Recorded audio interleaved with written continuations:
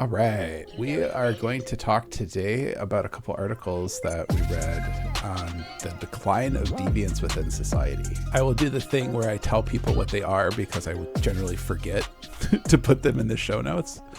To link them somewhere or Yeah, something. it's two Substack pieces: "The Decline of Deviance" by Adam and then Mestria. Yeah.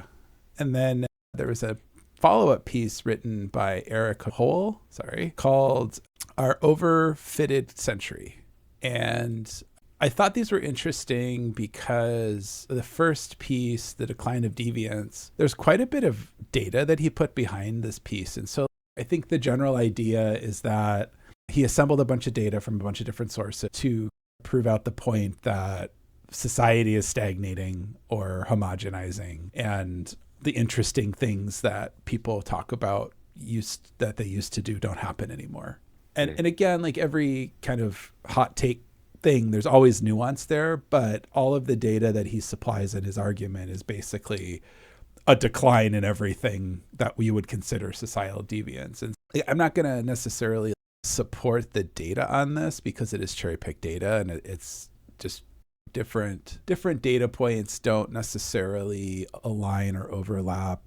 What is it? Causality is not, or correlation is not causation. Correlation. Yeah. But I think if you zoom out and look at the continuum of time that the data is on, you do see downward trends in pretty much everything. The categories of data, at least, are people smoking less, having sex less, getting into a fight, getting addicted to drugs. Like, I think most people think that those all are probably like better societies have less drugs and fights and stuff. Right. But the point on that, the social psycho point, is that the people who tend to do drugs or fight or whatever are not adhering to a social normality, and therefore also tend to be the people who are the artists, right? The artists who, the blues and jazz musicians who smoked marijuana. There's a trope of that through the 50s, and creative people tend to be experimenting with that kind of stuff. So again, I don't think it's necessarily a causal loop, but I do think that this is something we've talked a lot about, that I think the application of creativity has really declined. And I don't think people's ability to be creative has. I think just the application has. Yeah. So is the point here that the deviance is highly correlated with creativity and art, and because deviance is not as present, the expression of it in the form of art is not present either? Is that what I think, the connection is yeah, here? I think so. And so, again, a big part of America has always been people have moved toward the opportunity. Like, a lot of people stay put. And you have your kind of American trope of the small town, and you're born there, and you go to the factory or whatever it is the local industry is. And because America is also a very like immigrant focused country, and it always has been, I think it's just in our DNA that we are a bunch of people who tend to move to things for opportunity purposes, or we're willing to take a risk on a new opportunity, and maybe you don't succeed and you move back or whatever. I think a really easy to see example of this is like all the movies that are coming out are all like sequels. You could make a few comments about that, right? Whether it's sequels because the audience that has tapped into it in the first place is going to, or more likely to, watch it again, right? So you almost have this secured audience, but also in general, as time passes and people create things, it just gets really hard to create quote unquote new stuff. Why take the risk in a box office flop when you know that a sequel is at least likely to get a percentage of the original watchers? Yeah, but But I do agree that there's something faulty there. The other article you mentioned, I think, ties to this point specifically, because I remember reading it, and this was maybe a week or two ago, so I don't remember the exact quote, but it was something along the lines of the value of current life is so high nowadays. yeah, And if you like have all the opportunities right now at your fingertips, why take the extra risk to create something new when you could go quote unquote safe and release a sequel and still recoup or have some profit on your investment in making it, right? So we're a little less incentivized to take those risks because the quality of life, at least in most places, is decent enough where you could still quote unquote make it, compared to the rest of the world without having to take those significant risks. People don't like to take risks. So it makes sense. Yeah, but I think like people don't like to take risks, but the weird thing with America is that we were always trying stuff differently. And I think Sure. there's a difference between doing something different and being risky and doing something different because you're trying to create something, right? That's the whole point of creativity. If everybody just wanted to see representations of flowers in art, wouldn't be very interesting. And so somebody paints a picture of a barn or something, right? And now all of a sudden you have this new visual representation, and then somebody decides that they want to go really abstract with it, or someone really photorealistic, and that's kind of the history of art. I think it to me is very strange that like in Hollywood, the big blockbusters, sure, there's a lot of money at play, but you're not seeing like a lot of independent kind of film coming out that I want to say is good. Good is in an artistic judgment, not as in I like it or dislike it judgment. But it's fallen into the same trap of we assume the audience is going to want one of three things, and we do those things. And I keep seeing the algorithm, the social media algorithm, as we talk about this. And I've complained a lot too that I have a very hard time finding things that are new and different because all the algorithms online are trying to constantly funnel the same to me. So if I like do one Google Sure. search about a thing, now the algorithm thinks that's all I care about. And I'm much more interested personally in diversity of stuff, thought, ideas, whatever, different perspectives. And I think that a lot of people are also that way, but I also think it's much more difficult to do that today. And both of these pieces, kind of the initial piece and I guess the response piece, didn't really get into like how do we fix it? And I think that's what I'm mostly concerned about is like if you don't agree that this is happening, you're just wrong. You could disagree if it's a bad thing or not. I think it's a horrible thing. Like that's I think a point of a disagreement. But like the culture of America at least, and I would say the global culture has very much homogenizing, and it nothing homogenous on the planet survives for very long. And so I think for us to continue moving forward with technology, for us to continue moving forward, solving all the crazy problems that you may or may not believe that exist, we need to have people trying different people that are like, would flight have ever happened if people were just content on mimicking a bird's wings? Like you had all these people trying balloon assisted things going off cliffs and gliders, and then the gliders kind of worked but they were too heavy, and then you had people trying to like strap engines on it and they were getting ridiculed because it didn't flap like a bird, and that was clearly the only way to like you could glide or you could flap and fly, and those were the only two ways you could possibly fly until the Wright brothers, always get the credit, but there was a handful of other people trying this idea of if we could pull or push this thing fast enough, we could maybe generate some sort of self-sustained lift, and welcome to modern airplanes.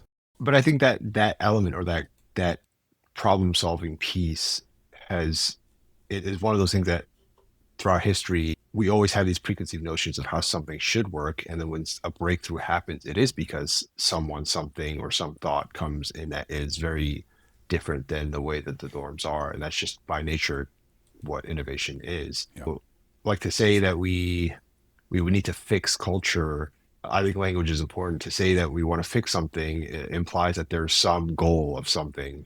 And I'm at a stage in life where a lot of things I think about now are like, is this just a natural course of life? If there is a natural evolution of what quote unquote culture is, Yeah. does it even make sense to say we need to fix it, or should we fix it, or it's moving in the right or wrong direction? So like these pieces, their opinions on what or how do you evaluate it? I don't know if I have enough of my own conviction to what I think to know to agree or disagree with these. But the way I'm approaching it is it's different now. And in the past it was different. But then something happens, I don't know, a random example, an industrial War. revolution, and all of a sudden, yeah, war or something Yeah. changes, and all of a sudden everything explodes and things are different. Yeah. Right. So maybe we are just at one of those critical junctions or close to one of those junctions where course where things kind of Yeah. will explode again. I don't disagree in that there isn't like a right kind of culture. The thing, though, that I think that is very different, I've said this quite a bit before, is that we've never had a technology that is so pervasive and so intertwined into everything we do, that is so ubiquitous and instantaneous. And now we've made, so that's social media, the internet, and information has never been fast. Even a phone call, it was expensive to call somebody across the country, so things would go slow. You might get a couple days later, or even maybe a few hours later.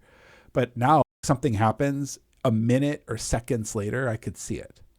On top of that, we've built an entire hidden layer called the algorithm, right, in the abstract. But what that is we've outsourced our decision making to tech companies or product people or engineers to make decisions on our behalf, but it's also not transparent. You used to be able to outsource your decisions by going to a store or a library or your friend, and the typical recommendation, right? Hey, Nathan, I'm thinking about a coat. What do you wear? What do you recommend? Or go to a store, and then it's an outdoor store or whatever, right? Like, you would seek that out. Now people go to the internet. They think they're getting a diverse or representative opinion, but the reality is they're just in this tiny little segment of human information that they've been funneled into. And it's not to say that you can't necessarily find what you're looking for. You typically probably do. A lot of the search stuff's pretty good now, like you tend to find, but you're probably not being exposed at all to a whole world of things that actually drive the society forward. So like consumption, sure, I want the best shirt. I'm going to Google it probably, and I'm going to get a prior Reddit post or some review site from some reputable brand, and okay, great, I'll buy that shirt. Pretty low impact problem. But the people who are trying to make new textile fabric, where are they?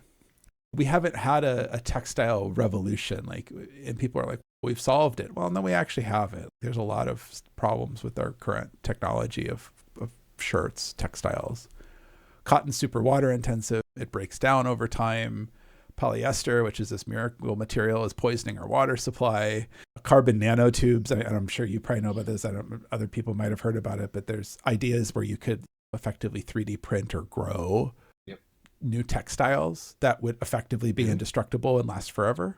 But that's counter to capitalism. I got to buy a new shirt every couple of years, but if I had the carbon fiber nanotube shirt, I probably would never need to buy a new one again. Or is it like the light bulb industry, if you look at that? Yeah, no. And people are like, yeah, it's a conspiracy. No, the electric light bulb industry basically put a foothold on new technology because they wanted to sell more bulbs. The LED bulb will last, I think, up to 10 years in the best cases. And like a standard light bulb, what we used to have before that, incandescent, would last a few hundred hours typically. And so that's what I'm concerned about, is I'm concerned that the way that we've effectively organized information flow and discovery and exposure is incredibly narrow for most of the population. And they're not even being exposed to what is happening. There's definitely innovation happening. There's definitely creativity being used all over the place.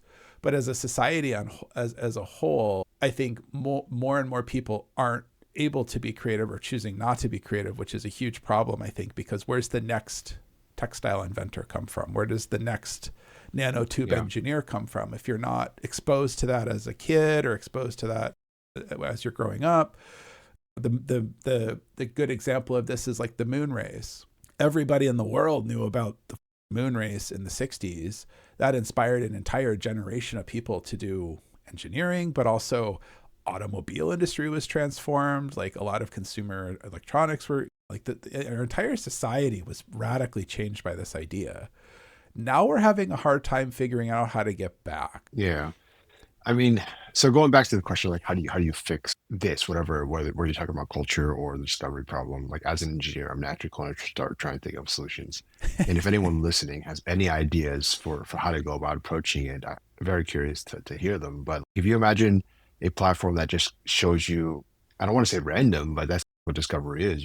Things that are maybe tangential, somewhat related to what you're looking for. Yeah. There's an opportunity cost for what you show versus what the person's looking for, right? So even if the person has an intention for discovery, they don't want to know, or they don't care about X technology or Y technology. It's more in line with Z or A technology, but you can't know that as the algorithm or the delegator of or curator of the content. I, So I, it's like trying to anticipate intention.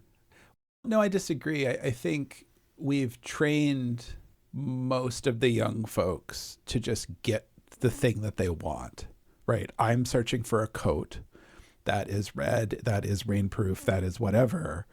Okay, here it is. Here's the best one. Cool. But it used to be you might have gone to the store, tried to find that coat. Maybe you got the coat you wanted, maybe you didn't. But you're going to discover, oh, yeah, there's this cool lightweight parka for spring that I might want or something like that. And it was interesting because I saw a clip of something somewhere. I need to just save this stuff. That there was a young Gen Z, Gen Alpha kid being like, how did you find stuff before like Google? Before the internet, sure. But I think we've changed how we've gone about life. Right now, it's I know I can find the answer, so I generate a question and then I find it. That's not always how we used to do stuff. And so is that a better way to run our lives and run our society? Like, I'm going to say no, but like, whatever, like maybe I'm wrong. But people haven't even internalized this. And then the ramifications of that are that you have a bunch of people who think they know a lot because they can formulate a great question and use technology to get it. You have a lot of people who funnel themselves into rabbit holes about things that they almost go too deep into specifics too fast. Part of exploration, like getting a PhD is a great example, is like, yes, you go really narrow into a really minute thing, but you have typically 4 to 7 years of exploration around the peripherals of what you're working through as well. So you don't just decide you're going to go, most people don't decide they're going to go research carbon nanotubes from birth, right? They have an interest in science or textiles or something, and then they eventually get to that direction. But I think to your point of the attention thing, sure, maybe. However, I think so the modern technology is predicated on you have a question that has a solution. That's already a problem because the best questions don't have answers. But okay, let's just assume that's true. The way that this stuff works, like the graph, they'll give you the answer. You'll go down the graph and you'll get to some result. But I think that one of the ways to solve this is you give people the edges of the graph. And I think the technical problem on how to solve that is somebody actually looking for an answer to a specific thing, or is somebody trying to discover some sort of solution, right? Because I think an answer has a predefined known solution, whereas a lot of people I don't think are necessarily asking for answers. They're trying to find solutions. Okay. So this may be a little off, but I feel like I know some information here. So I'm going to say, I think you might potentially have a sandbox to test this idea. Oh, And I'd be curious to know if you could test this idea in your sandbox. Not even sandbox, but maybe even like you have the foundations for testing for sure. Right? Yeah, maybe to clue people in, I'm working on a search product. It's so funny that you mentioned that too, because I haven't even been thinking about that at all during this conversation. Hey, it's related. Everything's related. Everything we talk about is related to each other. And I'm using AI to search stuff. I'll leave it at that for now. But yeah, it's effectively, I guess maybe generally speaking, how like search works is you're trying to understand like what the question or what the search is. And then you're trying to find information related to that. And there's all sorts of different ways to do that. You can graph things, you can have probabilistic scores, that kind of stuff. So yeah, you could tune the distance of I'm using a bunch of jargon that a lot of people might not know. So if what I'm trying to find is 1, and the answer that we have is 1, that's a 1-to-1 answer, right? What color shirt is Andrew wearing? You can only get one answer. 1-to-1, right? Yeah. However, if we don't know necessarily what the question is or what the answer is, we could come up with a bunch of different answers and then rank them. There's a million different ways to do this, but it all tends to come down to mathematical distance. And that's just a statistical relation typically. And so there's how many primary colors? I don't remember whether there's 7, and it gets weird. But 3? Yeah, I guess there's 3 primary colors and there's 7 standard colors, or I don't remember the terminologies, but the rainbow. So red, green, yellow, black, blue, purple. Yes, there's a million colors in the world, but what you could do is, what color shirt is Andrew wearing? If it's a 1-to-1 black, cool, but we could also surface purple and maybe gray, right? Because their distance is similar. That's a 0.95 or a 0.92 or a 0.84. When it comes to I'm looking for an answer, that sucks, right? Because you're like, I just want to know what shirt Andrew has. So it comes down to what is the context of the person actually trying to do. And our current search technologies and our current social media is really designed to be answer driven. And then that's how we've trained an entire generation or two of people to interact with technology. Because it used to be able to go to the library, and if you're interested in a topic, I'll make something up, cars, you'd probably go talk to the librarian and say, hey, I'm interested in cars. And they would ask you clarifying questions. They would say, oh, are you interested in racing cars? Do you want to build a car? Do you want to know what the new cars are? Do you want a history of cars? And you'd be like, oh, I'm really interested in the design of cars. Oh, do you want the history of the design? Do you want the modern design? Do you want engineering design? Do you want user experience design? Oh, I'm really interested in how they make the metal. Oh, there's metallurgy, and so you go down, and that's a graph, right? That's just a basic human graph. But what we're missing in our modern technology is the system asking you.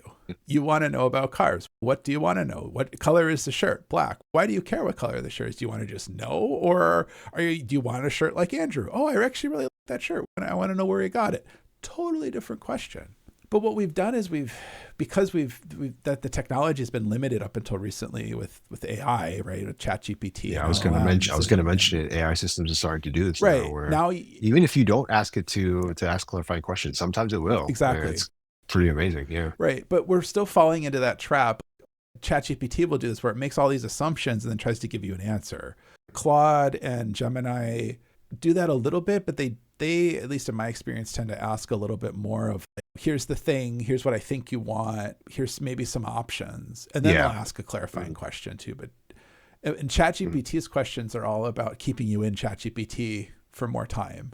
But that's my point. And shots fired. That is a reflection then in society of, I want to know the answer. Why is the sky blue? I don't know.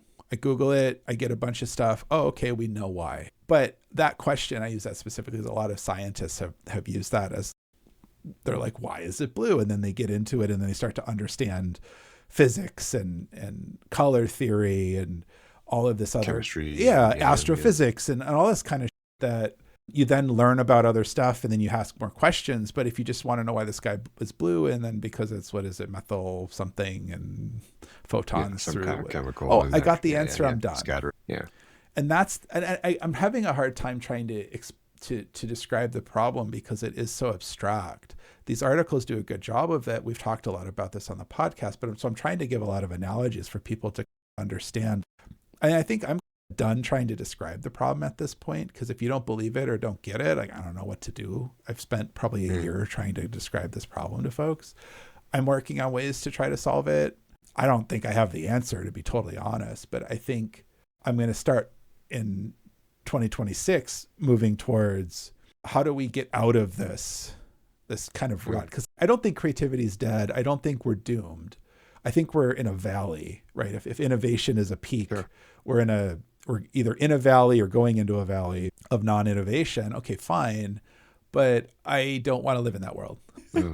And I always like to remind people we lost indoor plumbing after roughly a generation for 1,000 years. So I like indoor plumbing. I don't want to lose it.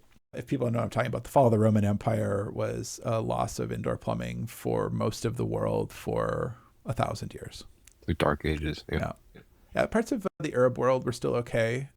Some parts of Asia still maintained plumbing. And that's another one. If you're like, oh, wow, that's a really interesting topic, and then move on, you don't actually understand that. So that's the problem. But you don't actually understand that plumbing is basically two parts, right? It's an input, so water or something coming in, and then removal, wastewater or human waste or whatever you're trying to plumb out. And we've had the waste removal thing down. And in the Dark Ages, they had elaborate systems where in a castle, you'd have a room and there'd be a bucket and there'd be like a chute and like technically plumbing, I guess, to some very basic standard, but then some human had to go do something, or it went into the lagoon below or something like that.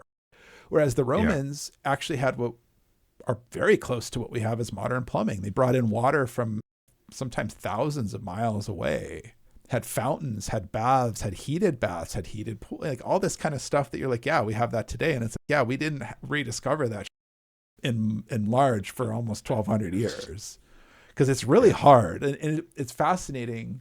Sorry, I'm on a tangent, but it's a very, look at the history of plumbing. It is like the plumbing stuff. Absolutely fascinating. It is so hard. And it is such a rudimentary physics problem that you have to understand slope over distance. And that's fucking hard when you have mountains. Really simple thing to understand. And it is incredibly difficult to act. Like modern like city water management is like a minor miracle. It's absolutely fascinating how hard this stuff is. We all take it for granted. And there are lots of things in this world that we take for granted, right? Oh no, 100%. Yeah. So I guess, I think it's interesting. Maybe we'll talk about the thing that I'm working on in the future. The other thing that I'm working on, Seeks, is available in public preview. So that's podcast post-production. Maybe next week I can show a demo or I can talk through a little bit. That's the thing I've been vibe coding intentionally. Yeah. So it's public available. Where do they go? Seeks.com, SEEEKS.com, 3 E's. I know, right?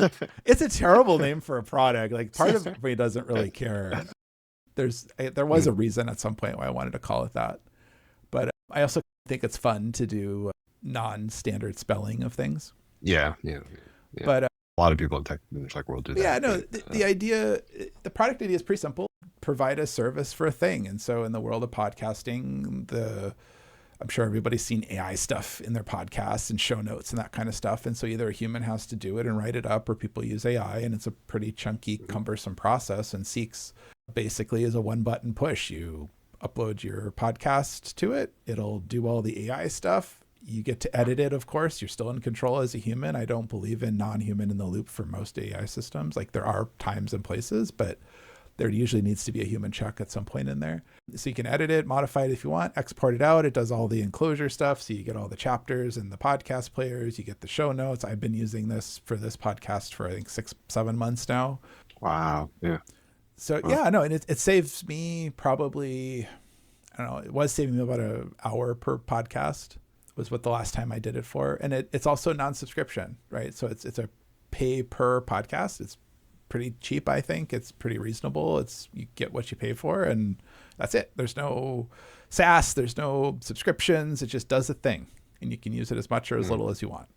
I want to see that world, and that's talking with this creativity thing is like this idea that everything has to be a subscription or a perpetual engagement. Yeah.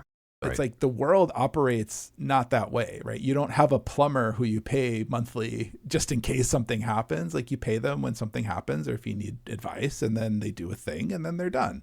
The world of software has become, you just pay us forever. And how do we create dependence? How do we create engagement? How do we keep you in the system? And I don't think that, and in some software you need to have a subscription, right? Okay, I get it.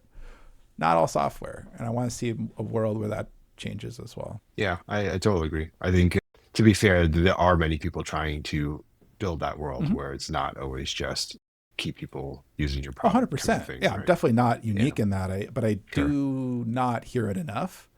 And so that's why I think maybe next week we can talk through, and we don't have to promo the product the whole time, but I think talking through the philosophy of like why it's not SaaS, which is subscription, software as a service. So anytime you pay a monthly fee or have credits or something like that, that's the model. Yeah. Why I didn't do that, why you wouldn't do that, why you do it, to try to expose again people to this kind of stuff that it's just baked in. Like we have an entire generation of people who didn't grow up with technology who get an iPhone or an Android phone, and now you have to buy a lot of the apps. You have to pay a subscription. You have to have mom and dad's credit card. Like, that's not how the world used to be. Yeah. We did talk a little bit about this in one of our casts about business models in software. Yeah. So people can go check that one out to a leg up on next week's conversation. Cool. Anything else? No, this is exciting stuff that we talk about that we don't get to share too much about. It's these abstract problems that we think about and trying to fix them. Yeah. Quote unquote fix them. I should say fix in quotes. But it will be very, very fun next week to talk about some of the stuff you're working on and maybe get into the more philosophical pieces of how to build software, quote unquote, the right way. Yeah. And I'll have to think, and maybe I'll write some stuff down too about the why I vibe coded it. Because we've talked about this. I don't know if we've talked about it recording. Maybe I'll do a little teaser here, but Yeah, I basically vibe coded Seeks, and I don't know that I wrote more than a few lines of code for it. It's pretty much all AI. It was a lot of back and forth. If I had a problem, it was AI first. Here's the problem I have, fix it. Can it fix it? And so I have a pretty strong opinion on does vibe coding work? Short answer is yes. Is it ready for anyone and everyone? No, not at all, not anywhere close. And I did all the architecture, all the infrastructure, making it work, right? That's a whole nother world that AI does not do super well at today, like service orchestration, that kind of stuff. But like I would say 95% of the code is AI. Yeah. It works. Also not the hardest problem in the world, but also it works. It's incredible to see the progress. Yeah. I shared that experience as well, vibe coding larger projects than I would have thought I would be able to do even a few months ago. Awesome. And it's going to take your job. All right, bye. You can find us at 38.com. It's like the word create, but with a 3 instead of the C. As always, we encourage you to listen, watch, do. We'll see you next time. You can support this podcast at patreon.com/38 or at ko-fi.com/38.